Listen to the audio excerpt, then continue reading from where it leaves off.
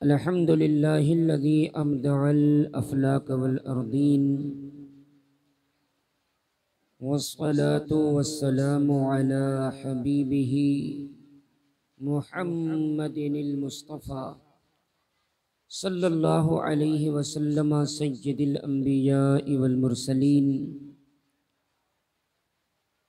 व अला आलिहि व अस्हाबिहि अत्तय्यिबीन अत्ताहिरीन व अला अहलि बैतिही व इत्रतिहिल मुकर्रमीनल मुअज़्ज़मीन अम्मा बअद फ़अऊज़ु बिल्लाहि मिनश शैतानिर रजीम बिस्मिल्लाहिर रहमानिर रहीम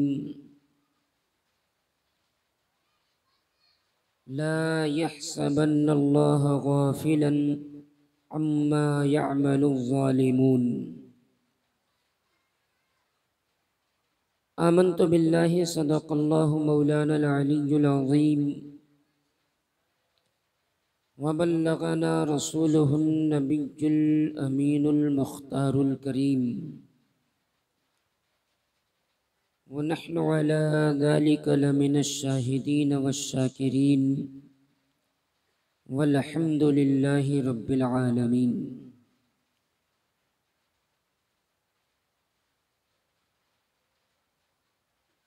मिंबरे नूर पर तशरीफ़ फरमा उलमाए बावक़ार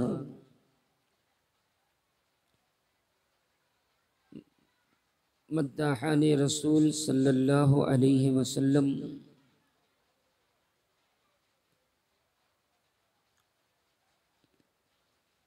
इस बज़्म नूर में बड़े ही अदब व एहतराम और अक़ीदत व मोहब्बत के साथ तशरीफ़ फरमा आशिक़ाने अहले बैत,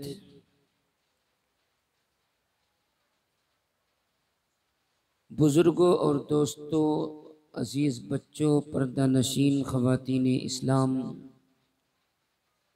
अस्सलामु अलैकुम व रहमतुल्लाहि व बरकातुहू।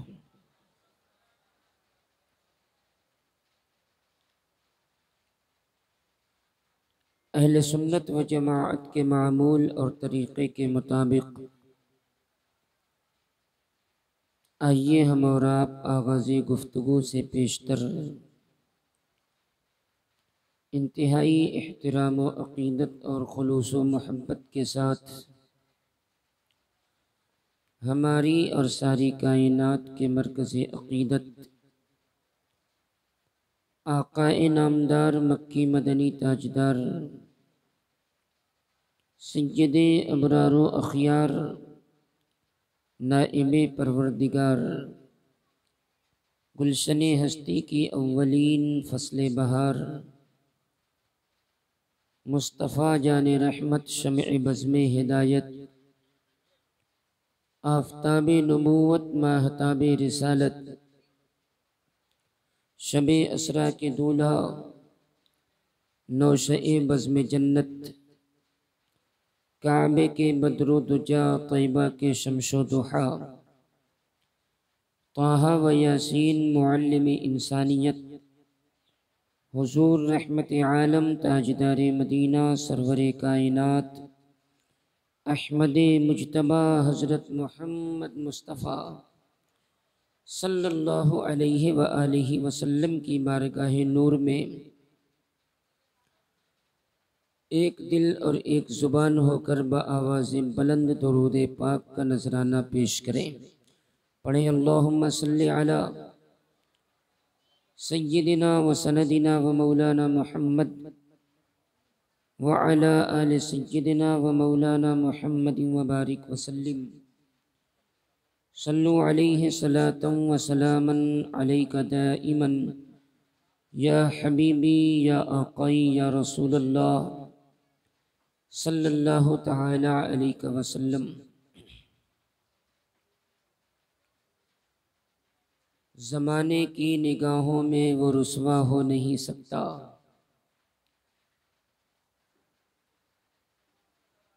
ज़माने की निगाहों में वो रुसवा हो नहीं सकता। नबी कर दें जिसे ऊंचा वो नीचा हो नहीं सकता। नबी कर दें जिसे ऊंचा वो नीचा हो नहीं सकता।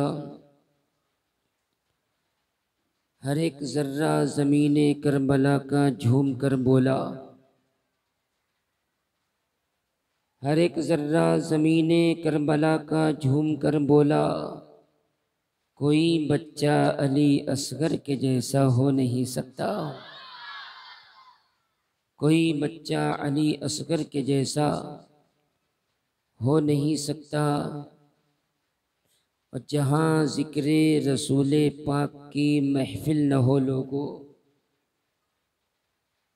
जहाँ ज़िक्रे रसूले पाक की महफिल न हो लोगो, ग़ुलामे मुस्तफ़ा का वो इलाक़ा हो नहीं सकता। ग़ुलामे मुस्तफ़ा का वो इलाक़ा हो नहीं सकता। और ज़मीने हिंद में यूं तो करोड़ों बादशाह आए। ज़मीने हिंद में यूं तो हज़ारों बादशाह आए, पर कोई राजा मेरे ख्वाजा के जैसा हो नहीं सकता। कोई राजा मेरे ख्वाजा के जैसा हो नहीं सकता। और जो घर का घर लुटा दे करबला में दीन की खातिर, जो घर का घर लुटा दे करबला में दीन की खातिर, किसी नाना का अब ऐसा नवासा हो नहीं सकता। किसी नाना का अब ऐसा नवासा हो नहीं सकता। और अब ये जो शेर पढ़ रहा हूँ ये नतीजा है कि पढ़ा है जामे अज़हर में तो वो है अज़हरी लोगों। पढ़ा है जामे अज़हर में तो वो है अज़हरी लोगों। देखिए, इंसान जिस इदारे से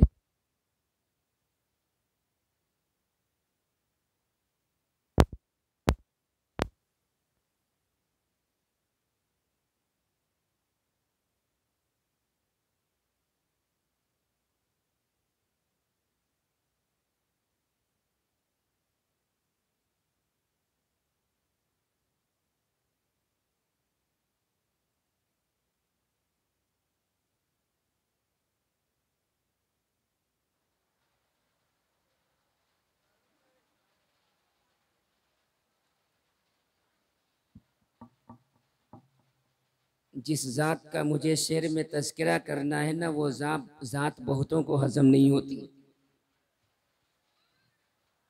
समझ रहे हैं? बहरहाल मैं ये अर्ज़ कर रहा था कि इंसान जिस इदारे से अपनी तालीम मुकम्मल करता है तो उस इदारे का एक अलामती नाम उसके नाम के साथ जुड़ जाया करता है। अगर कोई अल-जामिअतुल अशरफिया मुबारकपुर से अपनी तालीम मुकम्मल करे तो उस इदारे का नाम मिसबाहुल उलूम है, तो वो आलिम अपने नाम के आगे मिसबाह ही लिखा करता है। तहरीक सुन्नी दावत इस्लामी के ज़ेरे असर जितने भी इदारे चलते हैं उन तमाम इदारों का एक निस्बती नाम नजमुल उलूम है। इसलिए वहाँ से फारिगीन अपने नाम के आगे नजमी लिखा करते हैं। पढ़ने वाला जहाँ से तालीम हासिल करता है इदारे का नाम अपने नाम के आगे जोड़ता है। इसी तरीके से मिस्र की सरजमीन पर जामिया अज़हर से अगर कोई तालीम हासिल करे तो वो अपने नाम के आगे अज़हरी लिखा करता है। लेकिन यूँ तो बहुत सारे अज़हरी हैं जिन्होंने मिस्र की सरजमीन से अपनी तालीम हासिल की, पढ़ा है जामे अज़हर में, तो वो है अज़हरी लोगों, उसे हक़ है कि वो अज़हरी लिखे। पढ़ा है जामे अजहर में तो वो है अजहरी लोगों, मगर हर अजहरी ताजुश शरिया हो नहीं सकता, मगर हर अजहरी ताजुश शरिया हो नहीं सकता। अज़ीज़ान मिल्लत इस्लामिया, आज वक्त थोड़ा सा ज़्यादा हो गया, बात मुकम्मल करने की कोशिश करूँगा इंशाअल्लाह। एक मरतबा और जी लगा के दुरूद पाक पढ़ लें। अल्लाहुम्मा सल्ली अला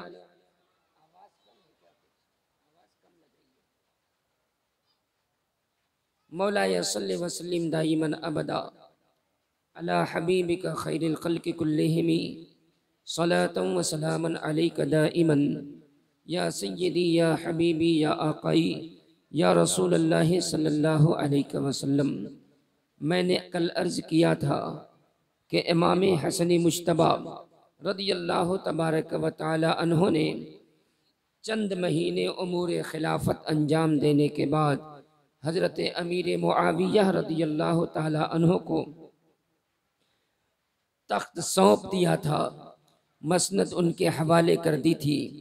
6 महीना इमाम हसन मुज्तबा ने मसनद खिलाफत संभाली और कुछ शराइत के बाद हज़रत अमीर मुआविया रदियल्लाहु ताला अन्हु को तख्त खिलाफत अता फरमा दिया। उसके बाद हज़रत अमीर मुआविया रदियल्लाहु ताला अन्हु का जब इंतकाल हुआ, यजीद तख्त पर बैठा, यजीद मसनद नशीन हुआ। वो यजीद जिसके बारे में आज हर कोई जानता है, वो यजीद जिसकी खसलतों के बारे में हर शख्स जानता है, पर जानना और बात है, मानना और बात है। हर दौर में चोरों का भी सर्कल हुआ करता है, डाकुओं का भी सर्कल हुआ करता है, शराबियों की भी अपनी जमात हुआ करती है, बदकारों के भी अपने गिरोह हुआ करते हैं। सबके अपने अपने सबकी अपनी अपनी जमातें हैं, सबके अपने अपने गिरोह हैं। आज कलमा पढ़ने वालों में भी ऐसे लोग मौजूद हैं जो यजीद की ताबेदारी करते हुए नजर आते हैं। उसे अमीरुल मोमिनीन कहा जा रहा है, उसे रज़ियल्लाहु अन्हु कहा जा रहा है, मगर उसके कैरेक्टर किरदार को जानते हुए उसकी हक्कानियत को लोगों के सामने अगर कोई जमाअत खुले लफ्ज़ों में बयान करती है तो उस जमाअत को जमाअत हक, जमाअत अहले सुन्नत कहा जाता है। अल्हम्दुलिल्लाह, उस यजीद के बारे में कौन नहीं जानता कि वो यजीद फासिक था, वो यजीद फाजिर था, वो यजीद जालिम था, वो यजीद अय्यार था, वो यजीद मक्कार था, वो यजीद लानती था, वो यजीद शराबी था। ये तमाम तर खसलतें थीं जो उसके अंदर मौजूद थीं, और उस यजीद ने अपनी इन तमाम खसलतों को खुले आम जाहिर भी किया है, इन खसलतों का मुजाहिरा भी किया है, और उसने अपने इस तमाम कैरेक्टर को, अपने इन किरदारों को लोगों के सामने वाज़े भी फरमाया है। जब ये लाइन इंसान, जब ये कमबख्त इंसान, जब ये फासिक व फाजिर इंसान तख्त पर बैठता है तो इसने मदीना मुनव्वरा की सरजमीन पर ख़त लिखा। मगर इससे पहले मैं ये अर्ज़ कर दूं ताकि आप समझ सकें कि यजीद ने कैसी कैसी हरकतें की हैं। चंद जुमले में अर्ज़ कर देता हूँ, तफसील में अभी नहीं जाऊँगा। यजीद कितना बड़ा फासिक था, यजीद कितना बड़ा फाजिर था, यजीद कैसा लानती इंसान था, यजीद कैसा जालिम था कि करबो बला की सरजमीन पर जब यजीद ही के इशारे से मार्का वजूद में आया, करबला की सरजमीन पर जब यजीद ही के इशारे पर इमाम हुसैन को शहीद किया गया, इमाम हुसैन के कुंबे को शहीद किया गया, इमाम हुसैन के खेमे में आग लगाई जा रही है, पर्दा नशीनाने हरम के सरों से चादरें और दुपट्टे खींच लिए जा रहे हैं, पानी बंद किया जा रहा है। अल्लाह अकबर, ये सारे मामलात करबला की सरजमीन पर हो गए। उसके बाद भी यजीद की खबासत खत्म नहीं हुई है, यजीद का जुल्म बंद नहीं हुआ है, बल्कि यजीद के हुक्म से मदीना तैयबा पर हमला किया गया। तवज्जो के साथ सुने, मदीना तैयबा पर हमला किया गया, और हमले में क्या किया गया? मदीना तैयबा की सरजमीन पर जब यजीदी लश्करियों ने हमला किया है, मदीना तैयबा में मस्जिद नबवी नबवी शरीफ के अंदर 3 दिन तक नमाज नहीं हुई है, 3 दिन तक अजान नहीं हुई है, 3 दिन तक जमाअत का क़याम नहीं हुआ है। इन जालिमाने ज़माना ने मस्जिद नबवी शरीफ के अंदर दाखिल हो करके वो मिंबर रसूल जिसने तलवाए मुस्तफ़ा जाने रहमत को बोसा दिया था, जिस मिंबर पर खड़े हो करके रसूलों का रसूल, नबियों का नबी, अल्लाह का महबूब खुतबा दिया करता था, उस मिंबर रसूल के करीब में इन जालिमों ने अपने घोड़े बांधे थे। जब वो घोड़े पेशाब करते थे तो उसके छींटे मिंबर रसूल पर पड़ा करते थे। अल्लाह अकबर, कैसे जालिम थे ये यजीदी, कैसे लईन थे ये यजीदी। उनके घोड़ों के पेशाब के छींटे मिंबर रसूल पर पड़ रहे हैं और यहीं पर बात खत्म नहीं होती। उन जालिम लश्करियों ने मदीना तैयबा की पाक दामन औरतों को 3 दिन 3 रात तक अपने ऊपर हलाल कर लिया था।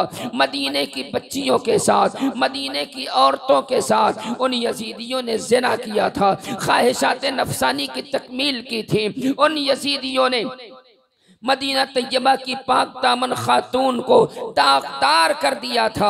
और जब मदीना तैयबा की सरजमीन पर इनका जुल्म इतना ही नहीं था, बल्कि आगे बढ़ते हुए इन जालिमों ने कई हजार सहाबा को, कई 100 सहाबा को मदीना तैयबा की सरजमीन पर शहीद किया। और फिर मदीना तैयबा की सरजमीन से निकलने के बाद इन्होंने मक्कतुल मुकर्रमा पर हमला किया। इशारा किसका था? यजीद का। इतना बड़ा लईन इंसान, इतना बड़ा फासिको फाजिरो जालिम इंसान मक्कतुल मुकर्रमा की सरजमीन पर उसका लश्कर हमला कर रहा है। और जबल अबू कुबैस पर चढ़ करके उन जालिमों ने आग के गोले काबतुल्लाह शरीफ पर फेंके, पत्थर हरम काबा में फेंके गए, यहाँ तक के पूरा सहने काबा पत्थरों से भर गया।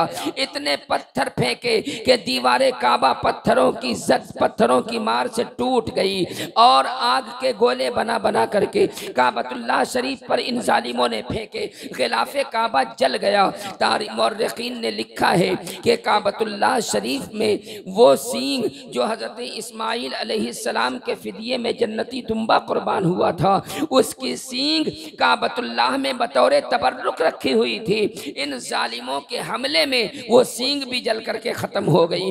कैसा जालिम था यजीदी लश्कर। वो यजीद है, आज उस यजीद को लोग बचाने की कोशिशें कर रहे हैं, उसे अमीरुल मोमिनीन कह रहे हैं, उसे रज़ियल्लाहु अन्हु कह रहे हैं। आपको ये पता होना चाहिए। यहीं पर मैं ये बात अर्ज कर देता हूँ। हजरत उमर इब्ने अब्दुल अजीज रज़ियल्लाहु तबारक व तआला अन्हु थे तो ये बादशाह, मगर इनकी बादशाहत को खिलाफत राशिदा में शुमार किया जाता है। ये उमर इब्ने अब्दुल अजीज रज़ियल्लाहु तआला अन्हु हैं जिनकी अज़मत व शान का मामला ये है, जिनके मकाम बुलंद का मामला ये है। अल्लाह की बारगाह में इनकी मकबूलियत व महबूबियत का हाल ये है कि उमर इब्ने अब्दुल अजीज से मुलाकात करने के लिए हजरत खिज़र अलैहिस्सलाम तशरीफ लाया करते थे। वो उमर इब्ने अब्दुल अजीज रज़ियल्लाहु ताला अन्हु, उनके दरबार में किसी ने यजीद को अमीरुल मोमिनीन कह दिया था, रज़ियल्लाहु अन्हु कह दिया था, तो उमर इब्ने अब्दुल अजीज ने हुक्म दिया था कि इसे 20 कोड़े लगाए, 20 कोड़े लगाए जाएं। अगर उसे सिर्फ रज़ियल्लाहु अन्हु कह दे तो वक्त का वो ताजदार, वो बादशाह जिसकी शहनशाही को खिलाफत राशिदा में शुमार किया जाए, जिससे मुलाकात के लिए हजरत खिज़र तशरीफ लाते हों, वो ये फैसला सुनाता है कि 20 कोड़े लगाए जाएं।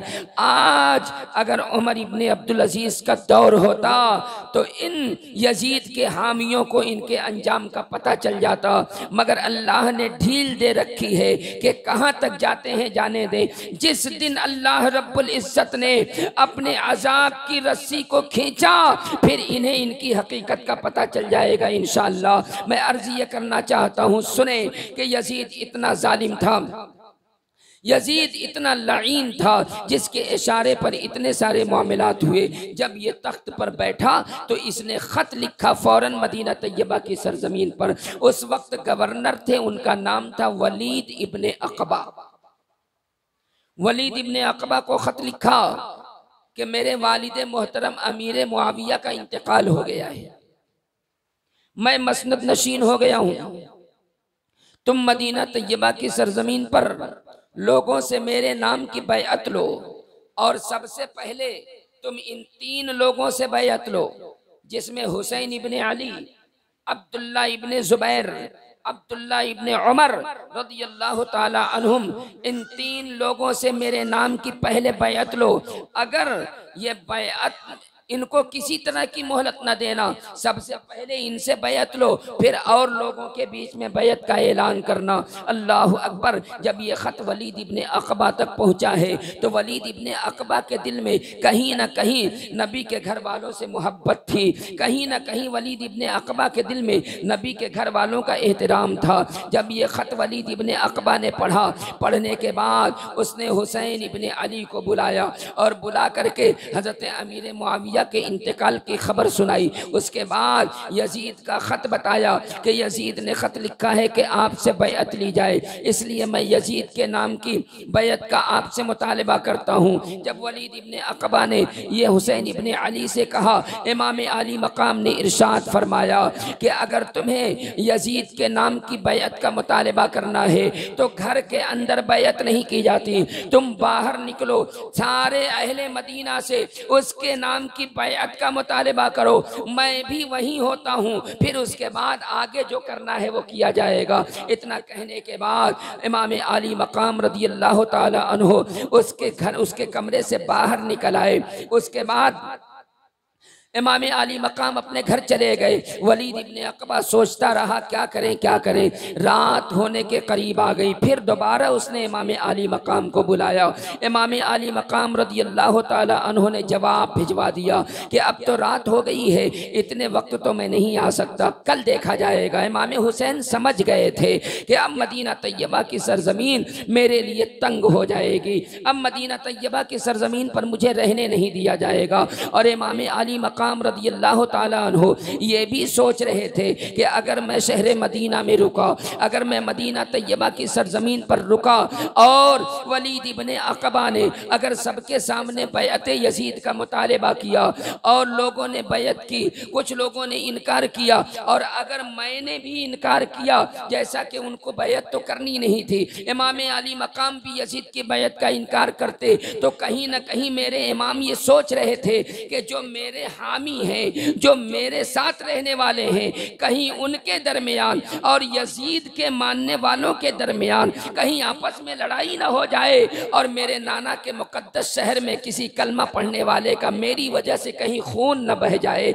इसलिए इमाम आली मकाम रदियल्लाहु तबारक व तआला अन्हु ने इरादा कर लिया कि अब मदीना तैयबा की सरजमीन पर नहीं रहना है। इमाम आली मकाम अपने घर वालों को यह हुक्म देते हैं सामान सफ़र तैयार किया जाए, सामान सफ़र तैयार किया जाए। अब हमें हिजरत करके मक्कतुल मुकर्रमा जाना है। सामान सफ़र की तैयारी का हुक्म जब नबी के नवासे ने दिया है, फौरन ये खबर बिजली की तरह मोहल्ले में फैल गई कि नबी के नवासे मदीना छोड़ कर जाने वाले हैं, नबी के नवासे शहर मदीना छोड़ करके जाने वाले हैं। इमाम आली मकाम रदियल्लाहु ताला अन्हु ने अपने घर वालों को सामान सफ़र तैयार करने की इजाज़त देने के बाद इमाम आली मकाम सीधे जन्नतुल बकी शरीफ का रुख करते हैं। रात का सन्नाटा छा गया, चारों तरफ हू का आलम है, मदीने की गलियां सूनी सूनी सी हो गई हैं, कहीं एक इंसान भी नजर नहीं आ रहा। जन्नतुल बकी शरीफ में चारों तरफ सन्नाटा छाया हुआ है। ऐसे माहौल में इमाम आली मकाम रदियल्लाहु ताला अन्हु जन्नतुल बकी शरीफ में दाखिल होते हैं। अपनी वालिदा की कब्र पर, सैयदा ज़हरा की कब्र पर, तैयबा ताहिरा की कब्र पर, बिनते रसूलुल्लाह की कब्र पर, शहजादी रसूल की कब्र पर, जन्नती औरतों की सरदार की कब्र पर इमाम आली मकाम हाजिर हो रहे हैं। अपने बाजुओं को फैला दिया है मेरे इमाम ने और अपनी वालिदा सैयदा ज़हरा की कब्र पर सीने के बल लेट जाते हैं। इमाम आली मकाम रदियल्लाहु तबारक व तआला अन्हु अपनी माँ की कब्र पर लेटने के बाद अपनी माँ की खिदमत में सलाम पेश करते हैं। अम्मी जान, आपका लाडला आपकी खिदमत में आया है, आखिरी सलाम पेश करने आया है। ऐ यतीमों मिस्कीनों को खिलाने वाली मेरी माँ, ऐ भूखी रह करके असीरों की झोलियों में रोटियों के टुकड़े डाल देने वाली मेरी माँ, अपने लाडले का सलाम कबूल कर लो, अपने लाडले का ये आखिरी सलाम ले लो। तुम्हारा लाडला शहर मदीना छोड़ करके जा रहा है, शहर मदीना से रुखसत हो रहा है। अल्लाह की इज्जत की कसम, वो सैयदा ज़हरा जिन्होंने इमाम आली मकाम को हमेशा अपने सीने से लगाए रखा, जब मेरे इमाम ने ज़मीन के ऊपर से सैयदा ज़हरा के खिदमत में अपना सलाम पेश किया होगा, उस वक्त कब्र के अंदर जनाब फातिमतुज़ ज़हरा की क्या कैफियत रही होगी, ये बयान नहीं किया जा सकता। अगर ये कानून कुदरत होता कि कोई कब्र से बाहर आकर के अपने चाहने वाले को गले लगा ले, तो अल्लाह की इज्जत की कसम सैयदा ज़हरा कब्र से निकलकर अपने लाडले को सीने से लगाती नजर आती। मगर कानून कुदरत ये कह रहा था कि कब्र के अंदर से यूं बाहर नहीं आया जाता। अल्लाह अकबर, सैयदा ज़हरा ने यकीनन सलाम हुसैन कबूल किया होगा। इमाम आली मकाम अपनी माँ की कब्र पर सलाम पेश करने के बाद वापस आए तो सीधे नाना जान के रोज़े पर हाजिर हो गए। नाना जान के रोज़े पर हाजिर होने के बाद नाना जान की खिदमत में सलाम पेश किया। नाना जान, आपका वो हुसैन आ गया है कि जब आपकी खिदमत में ये आता था तो आप मिंबर से उतर जाया करते थे। नाना जान, आपकी खिदमत में आपका वो हुसैन आया है जिसकी ज़ुबान को आप चूसा करते थे।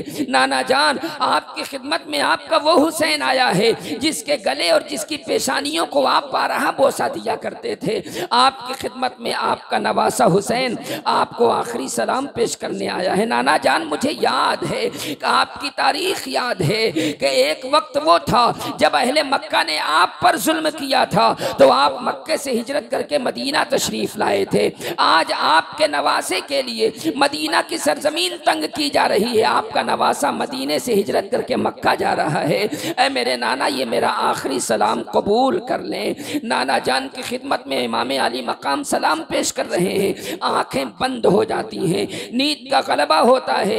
इतने में देखते क्या है कि नाना जान तशरीफ ला रहे हैं। इमाम आली मकाम रज़ी अल्लाह ताला अन्हो, आंख बंद है, पैगंबर आजम तशरीफ लाए। मेरे आका ने इमाम हुसैन को अपनी गोद में उठाया, इमाम हुसैन के सर को अपनी बाहों में लिया और मेरे आका ने इरशाद फरमाया, ऐ मेरे लाडले हुसैन, ऐ मेरे नवासे हुसैन, देख तू जहाँ जा रहा है ये वो ज़मीन करबला है, यहाँ तुम्हें जाना है। अल्लाह अकबर कबीरा, यहाँ तुम्हें जाना है, देख लो ये ज़मीन करबला है। और ऐ मेरे हुसैन, देखो ये वो जगह है जहाँ तुम्हारे घोड़े बांधे जाएंगे। नजरें उठा के देख लो, ये वो जगह है जहाँ तुम्हारे 18 साल के अली अकबर की जवानी लूट ली जाएगी। ये वो जगह है जहाँ तुम्हारे 19 साल के भतीजे इमाम कासिम के सर को तन से जुदा कर दिया जाएगा। ऐ मेरे लाडले हुसैन, देख ये वो जगह है जहाँ तुम्हारे भाई अब्बास के बाजू कलम कर दिए जाएंगे।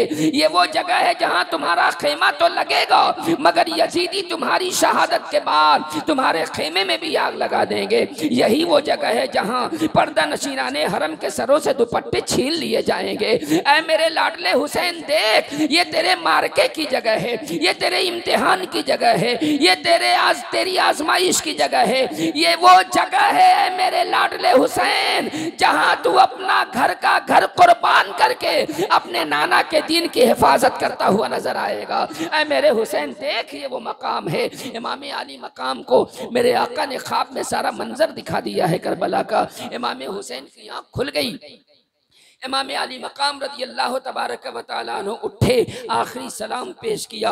नम आँखों से इमाम हुसैन ने रोज़े रसूल को अलविदा कहा, अपने घर तशरीफ़ लाए। सारी ख़वातीन तैयार हैं, हुजूम है घर के अंदर, औरतें ख़वातीन को मना कर रही हैं। सहाबा घर के बाहर इकट्ठा हो गए। ऐ नवासे रसूल, आप मदीना छोड़ करके न जाइए, हमें आका की याद आती थी, हम आपको देखा करते थे, नबी की ज़ियारत हो जाया करती थी, हम आपको देखा करते थे, आँखें ठंडी हो जाया करती थी। ए नबी के नवासे, आप मदीना छोड़ करके न जाएं। सहाबा मना रहे हैं मगर इमाम आली मकाम रज़ी अल्लाह तबारक व तआला अन्हु रुकने का नाम नहीं ले रहे।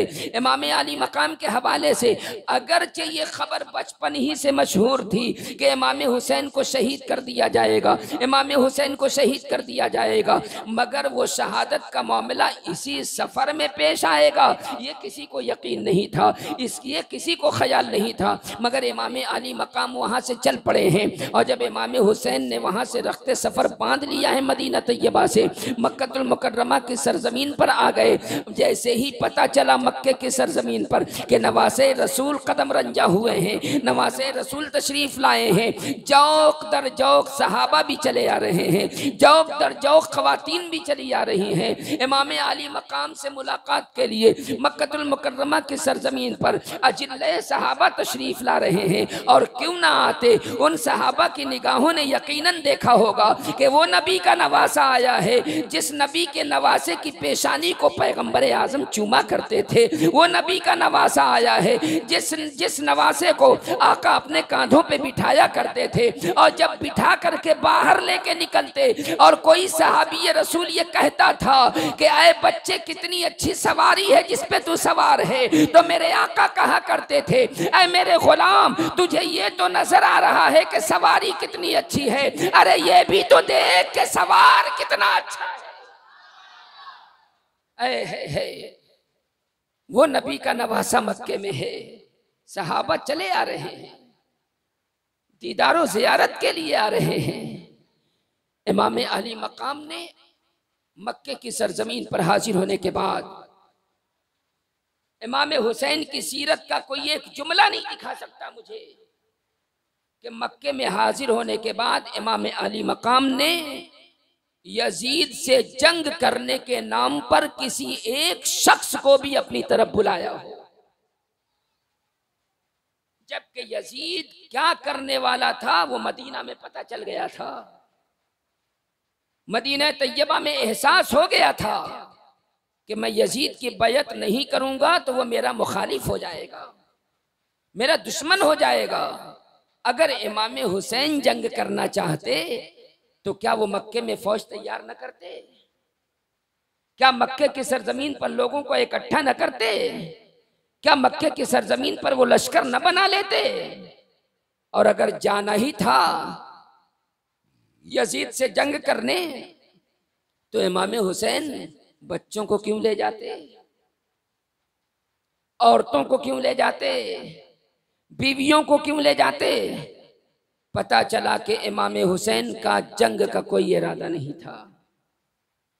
इमाम अली मकाम मक्के में मौजूद हैं, उधर कूफा की सरजमीन पर अमीर मुआविया का इंतकाल हो गया है।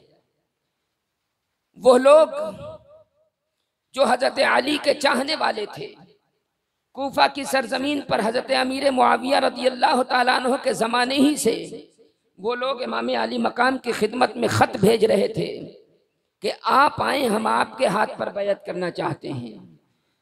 कूफे के गवर्नर नौमान इब्ने बशीर हैं, हम उनके पीछे न तो नमाज जुमा पढ़ते हैं न नमाज ईदैन, हम आपके हाथ पर बैयत करना चाहते हैं। कूफे वालों को भी जब ये पता चल गया कि इमाम अली मकाम मदीने से मक्का तशरीफ ले आए हैं, यजीद की बैयत से इनकार कर दिया है इमाम हुसैन ने, तो वो तमाम शियाने अली सुलेमान इब्ने सुर्द नामी एक शख्स के मकान में जमा हुए। जमा होने के बाद सुलेमान इब्ने सुर्द ने और वो तमाम शियाने अली अपने नजरिए के मुताबिक उन्होंने अमीर मुआविया के इंतकाल पर शुक्रिया अदा किया, और उसके बाद आपस में ये गुफ्तगू की कि ऐ शियाने अली सुनो, तुम्हें यह मालूम होगा कि हुसैन इब्ने अली मदीने से मक्का तशरीफ ले आए हैं, यजीद की बैयत से इनकार कर दिया है उन्होंने। अगर तुम हुसैन इब्ने अली का साथ दे सकते हो, अगर तुम उनके दुश्मनों से जंग करने की हिम्मत रखते हो, तो हुसैन इब्ने अली को खत लिखो कि हम